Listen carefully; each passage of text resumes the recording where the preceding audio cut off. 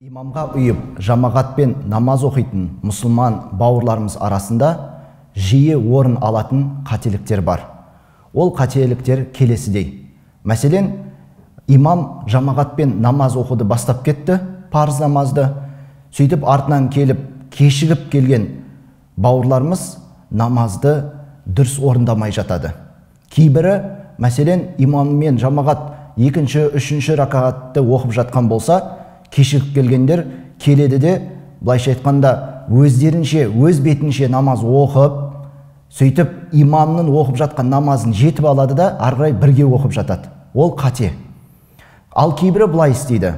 Келеді де, жамағатқа бірден қосылып кетеді, имам сәлем бергенде, сөйтіп имаммен бірге сәлем беріп, намаздарын аяқтап жатады. Сөйтіп олардың намаздары бүтін болмайды, яғни дұрыс емес, толық емес. Осыған орай, жамағатпен оқылатын намазға кешігіп келген бауырларымыз намазды қалай оқу керек, оның тәртібі қалай, соны сіздерге түсіндіріп айта өтсек. Мәселен, бірінші таң намазының 2 ракағат парыз намазын алайық.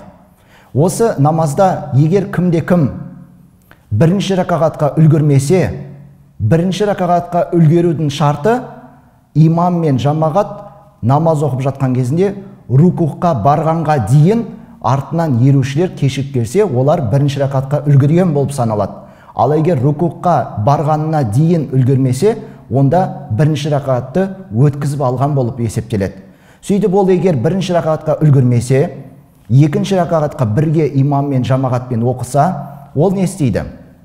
Ол кешігіп келген мұсылман бауырымыз имам мен жамағатпен бірге екінші ракатты оқиды, және имам екі жаққа сәлем берген кезде, ол ұйушы, кешігіп келген ұйыған мұсылман бауырымыз сәлем берместен бірден түргеп, бірінші ракағатты, қалдырып қойған ракағатты толықтыру үшін оқиды келесі намазды. Яғни ол не істейді? Имам сәлем берсе, ол сәлем бермейді, түргеліп кетеді, субханака дұғасын оқиды, аузу биллахи мен бисмиллахны айтады, фатиха сүресін оқиды, және қосымша сүрені оқиды.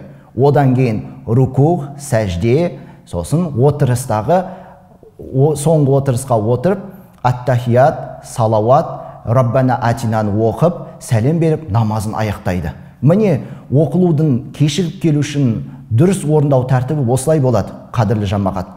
Енді келесі мысалды алайық.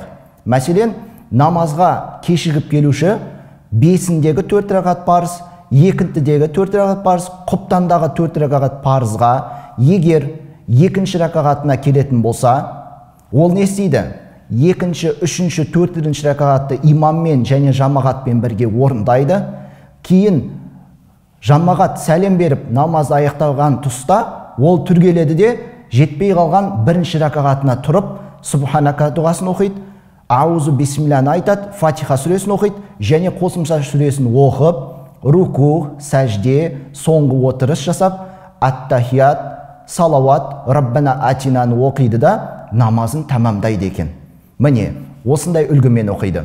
Ал енді тура солай 4 ракағат парыз намаздарында, жаңағы 5-дегі, 2-дегі, құптандағы 4 ракағат парыз намаздарында бірінші және екінші ракағатты өткізіп алған болса, сөйтіп 3-ші ракағатқа үлгерген болса, ол ұйушы, кешігіп келуші бауырымыз 3-ші, 4-ші ракағатты жамағатпен бірге оқиды. Жамағат барлығы сәлем беріп аяқтаған тұста, ол түргеледі де, жетпей қалған жаңағы алғашқы 1-ші, 2-ші ракағатын оқиды. Ол жердегі үлгі тәртібі келесідей. Ол түргеліп, субханака дұғасын оқиды, аузу бисмиллахны айтады, фатиха сүресін оқиды, кейін қосымша қысқа сүре оқиды. Одан кейін барып, ол рукух, сәжде жасайды. Сосын отырысқа отырмастан 2-ші ракатқа түргеліп кетеді. Жаңа қалдырып қойған алғашқы 2-ші ракат. Сөйтіп ол түргеледі де, бисмиллахын айтып, фатиха сүресін оқиды, қосымша сүресін оқиды.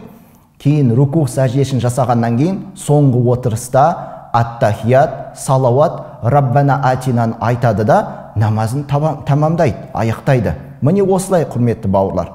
Енді қадірлі бауырлар, 4 ракағат намазының келесі үлгісін алып қарайық.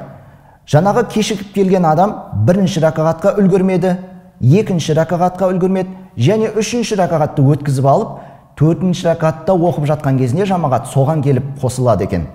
Сол кезде ол не істейді? Жамағатпен бірге 4-ші ракатты оқиды. Одан кейін имам сәлем беріп жатқан кезінде ол түргеліп кетеді де, сөйтіп Субханака дұғасын оқиды, аузу бисмиллясын айтады, кейін Фатиха сүресін оқиды да қосымша бір сүрені оқиды. Одан кейін рукух, сәжде жасайды және ат-тахиятқа отырады, ташахудке отырады. Сөйтіп ат-тахият дұғасын оқып, қайтадан түргеледі, қайтадан түргеліп барып, бисмиллясын айтады, Фатиха сүресін оқиды, одан кейін қосымша бір сүрені оқиды және рукух, сәжде жасайды да 4-ші жетпей қалған ракағатқа түргеліп кетеді. Сөйтіп 4-ші ракағатқа тұрады да, ол жерде не істейді? Фатиха сүресін оқиды бисмиллямен және қосымша сүресін оқымайды ол жерде. Ол соны оқып болғаннан кейін рукух, сәждесін жасайды, соңғы ташахудке отырады, ат-тахият дұғасын, салауатты айтады және Раббана атинаны айтып барып, сәлем беріп екі жаққа намазын аяқтайды. Міне 4 ракағаттың мысалында біз кешігіп келушінің намазын айтып түсіндірдік. Ал енді ақшам намазының екінші ракағатына үлгерген адамның намазы қалай болады? Ол жерде кешігіп келуші екінші ракағатты имаммен бірге аяқтайды, сөйтіп барып үшінші ракағатты да жамағатпен оқиды, яғни 2 отырыс болады ол кезде. Сөйтіп ол үшінші ракағаттағы имам сәлем беріп жатқан кезінде ол іштей ат-тахиятты ғана оқиды да, имам сәлем берген кезінде жетпей қалған бір ракағатына түргеліп кетеді. Ол түргеліп Субханака дұғасын оқиды, аузу бисмилляны айтады, Фатиха сүресін және қосымша сүрені оқып болып, рукух, сәждеге барып, және соңғы отырысындағы ат-тахият, салауат, Раббана атина дұғасын оқумен, екі жаққа сәлем берумен ақшам намазын тамамдайды екен. Және құрметті бауырлар, енді егер ол ақшам намазының бірінші, екінші ракағатына үлгермей, үшінші ракағатқа үлгеретін болса, ол не істейді?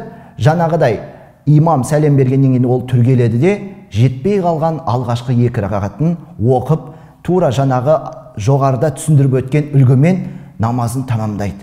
Міне қадірлі жамағат, намазға кешігіп келуші бауырлар еш уақытта саспай, былайша айтқанда ойын жинақтап, өзінің пікірін жинақтап, тәжірибесін жинақтап, былайша айтқанда жаңағы видеода біз айтып өткен үлгіге сәйкес кешігіп келген жағдайда жетпей қалған ракағатты оқып және үлгіге сәйкес сүрелерін, дұғаларын толық оқып, намазы толық тамамдап аяқтаған дұрыс болады. Сонда оның намазы дұрыс болады, сонда оның намазы Алланың қалауымен қабыл болады. Алла тағала баршамыздың ниетімізді қабыл етсін, кемшіліктерімізді кешірсін, сауатымызды арттырайық.